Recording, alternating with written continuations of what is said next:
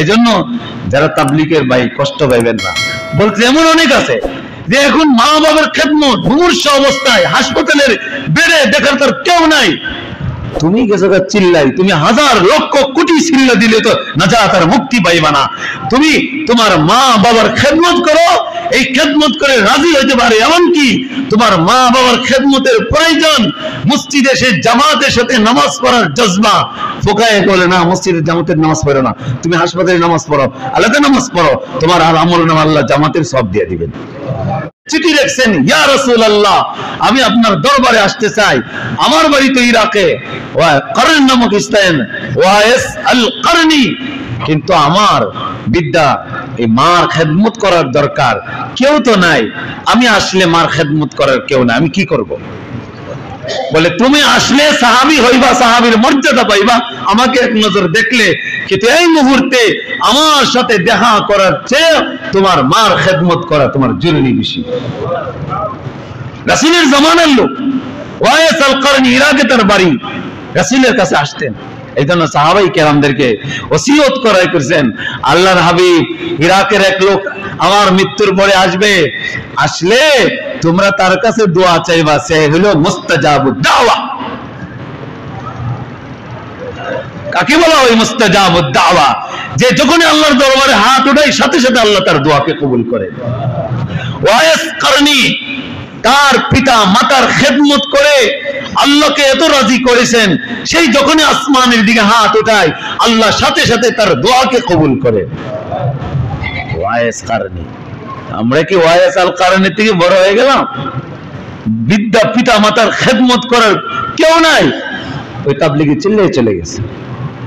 ওর বিবি অসুস্থ, এগুলি তো উলামায়ে কেরামের সাথে পরামর্শ করতে, এই মুহূর্তে আমি দিন কখন কিভাবে করতে হবে নিজের দিমাগ আর বুদ্ধি অনুযায়ী দিন করলে সেটা দিন না, দিন হইল আল্লাহর মানসায় রাসূলের তরিকা অনুযায়ী করতে হবে, জজবা অনুযায়ী দিন করলে সেই দিনের ফায়দা পাওয়া যাবে না। এই জন্য যারা তাবলীগের ভাই কষ্ট পাইবেন না, বলতে এমন অনেক আছে যে এখন মা বাবার খেদমত মুমূর্ষ অবস্থায় হাসপাতালের বেডে দেখার তার কেউ নাই, তুমি গেছো চিল্লাই, তুমি হাজার লক্ষ কোটি চিল্লা দিলে তো নাজাত আর মুক্তি পাইবা না। তুমি তোমার মা বাবার খেদমত করো, এই খেদমত করে রাজি হইতে পারে, এমনকি তোমার মা বাবার খেদমতের প্রয়োজন মসজিদে এসে জামাতের সাথে নামাজ পড়ার জজবা। ফোকায়ে বলে না মসজিদের জামাতের নামাজ পড়ো না, তুমি হাসপাতালে নামাজ পড়ো, আলাদা নামাজ পড়ো, তোমার আর আমলনামা আল্লাহ জামাতের সব দিয়ে দিবেন। জামাত তরক করা জায়েজ আছে, মা বাবার খেদমত করার দেখার যদি কেউ না থাকে, নফল নামাজে দাঁড়াইছেন, মা ডাক দিল, বাবা ডাক দিল, নামাজের নিয়ত ছেড়ে মা বাবার ডাকে সাড়া দিতে হবে। আর মা বাবার এখন মা বাপ বোঝা হয়ে গেছে সমাজে, ওই নাসরি মুরনি ফারামের নিয়ে সেখানে বৃদ্ধ আশ্রমে রাখা হয়, হাইরে পুরা কপাল। এই জন্য আল্লাহর হাবিব বলছেন, রিদার রব্বি ফি রিদাল ওয়ালিদাইন ওয়া সাখাতার রব্বি ফি সাখাতিল ওয়ালিদ। ইয়া রাসূলুল্লাহ আমি জিহাদে যাইতে চাই, আল্লাহর হাবিব বলছেন না জিহাদে না, জিহাদে না, তুমি তোমার পিতা মাতার খেদমত করো, আল্লাহ তোমার আমলনামায় ফাফিহিমা জিহাদ, জিহাদের সওয়াব আল্লাহ দান করবে। وقضى ربك ألا تعبدوا إلا وبالوالدين إحسانا إما يبلغن عندك الكبر أحدهما أو كلاهما فلا تقل لهما أف ولا تنهرهما وقل لهما قولا كريما واخفض لهما جناح الذل من الرحمة وقل رب সবাই পড়েন وقل رب ارحمهما كما ربياني صغيرا। আল্লাহ বলছেন আমার ইবাদতের পরে, আমার ইবাদতে কাউকে শরীক করবে না, আমার ইবাদত পরে ফরজ আরেকটা ইবাদত, তুমি তোমার পিতা মাতার খেদমত করবা। তাদেরকে বৃদ্ধ অবস্থায় যদি পাও ধমক দিয়ে তাদের সাথে কথা বলবো না, কারণ মুরব্বী যখন হয়ে যায়, বৃদ্ধ হয়ে যায়, তাদের মেজাজ বাচ্চাদের মতো হয়ে যায়। এখন বলছে একটু পরে মনে থাকে না, এখন বলছে একটু পরেই মনে থাকে না। আল্লামা তকি ওসমানী সাহেব দামাত বারাকাতুহু লিখেছেন ওনার ইসলাহি খুতুবাতে, যে ছেলে ছোট অবস্থায় বাচ্চাকে বলছে, বাচ্চা উনি বড় হয়ে গেছে, তখন বৃদ্ধ মানুষ, মুরব্বী মানুষ বারিন্দায় বসে বসে কিতাব পড়তেছে, তো গাছের চালের মধ্যে একটা কাক এসে বসছেন। তো বৃদ্ধ মানুষ তো জিজ্ঞে বাবা কইতেছে, মুরব্বীরা যখন মুরব্বী হয়ে যায় তো ছেলের তো বাবাই রাখে, বলে বাবা এটা কি? বলে আব্বু এটা কাক। তো মুরব্বী মানুষ তো একটু ভুলে গেছে, একটু পরে বলে এটা কি? বলে আব্বু এটা কাক। আরেকটু পরে ভুলে গেছে, আবার এটা কাক, বলে কাক। তার সুর এখন কি হয়ে গেছে, একটু গরম হয়ে গেছে। তো একটু পরে আবার ভুলে গেছে, বলে বাবা এটা কি? আমি বললাম না কাক কাক। বুড়া মানুষ ফেসাল মারে, বুঝে না কিছু, সারাদিন বক বক করে ঘরের মধ্যে থাকে, এরকম বলে না অনেকে। সাবধান, এরকম বলবেন না। এরকম বললে পিতা মাতার যদি কষ্ট পায়, আপনার আমল না কবিরা গুনাহ লেখা। কি লেখা হবে? একটা কবিরা গুনাহ, জাহান্নামে যাওয়ার জন্য যথেষ্ট। তো এইভাবে জিজ্ঞাসা করছেন বৃদ্ধ মানুষ, দুইবার তিনবারই মেজাজ। তো উনি বললেন বাবা আমার ঘরে একটা ডায়েরি আছে, ডায়েরিটা নিয়ে আসো। তো ডায়েরি আনছে, ডায়েরি খুলছেন, ওর যখন ছোটবেলায় লেখা আছে, ছোটবেলায় এমুক দিন এমুক তারিখে এমুক ঘরের আঙ্গিনায় চালের মধ্যে একটি কাক বসছে। তুই ছোট বাচ্চা জিজ্ঞাসা করল আব্বু এটা কি? কাক। আমার জিজ্ঞাসা, একবার না দুইবার না, এবার প্রায় 30-এর ঊর্ধ্বে বাপ একবারও বিরক্ত হয় নাই, বারবার উত্তর দিয়েছে। আরে তোমাকে তো আমি ছোটবেলা 30 বার দিছি, আর তুমি 1-2-3 বারে মেজাজ তোমার গরম হয়ে গেছে। এই জন্য আল্লাহ বলছে কুল্লাহুমা ওয়ালা তানহারহুমা, তাদেরকে ধমক দিয়ে তাদের সাথে কথা বলবা না। ওকুল্লাহুমা কাওলান কারীমা, সম্মানজনক আচরণ করবা, নরম কথা বলবা। ওয়াখফিদ লাহুমা জানাহাজ যুল্লি মিনার রাহমা ওকুর রাব্বির হামহুমা কামা রাব্বায়ানি সাগীরা, রহমতের নামে বিছিয়ে দিবা ছোটবেলায়।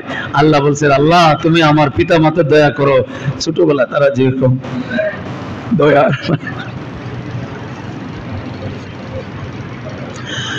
বারবার শীতের রাত্রে প্রস্রাব করে দিছি, বারবার বিছানায়।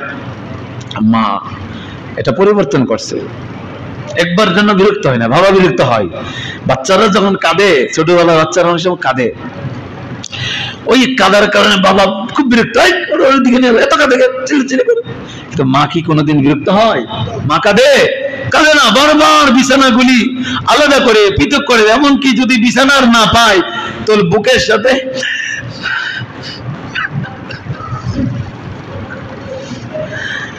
সাথে জড়ায় রাখে, যাতে ঠান্ডায় এই শিশু সন্তান কষ্ট না পায়।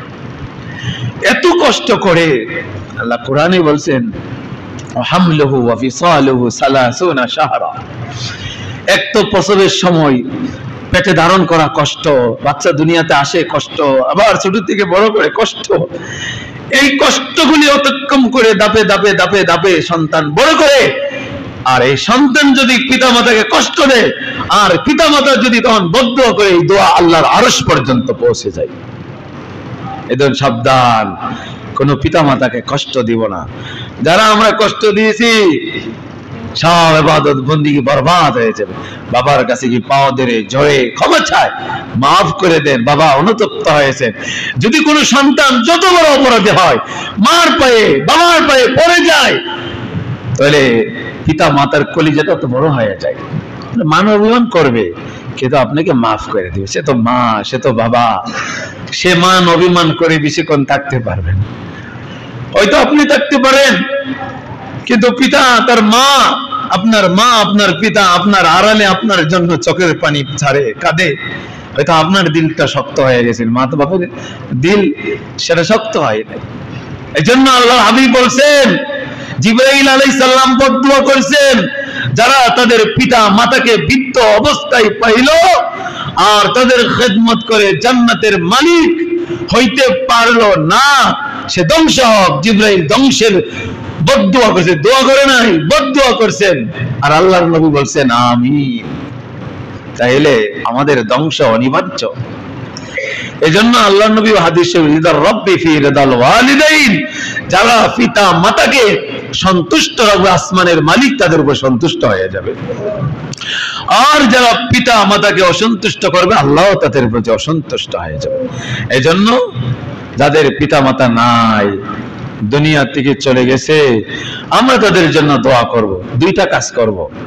এক নাম্বার হইল, তাদের কোনো ঋণ থাকলে, অনাদি থাকলে ঋণ পরিশোধ করব। হয়তো তার উপর হজ ফরজ ছিল, সে হজ করে নাই, যাবো করে যাই নাই, এইভাবে দুনিয়া থেকে বিদায় নিয়ে গেছে, তাহলে তার পক্ষ থেকে বদলি হজটা আদায় করব। কোনো অনাদি ঋণ থাকলে ঋণ পরিশোধ করব।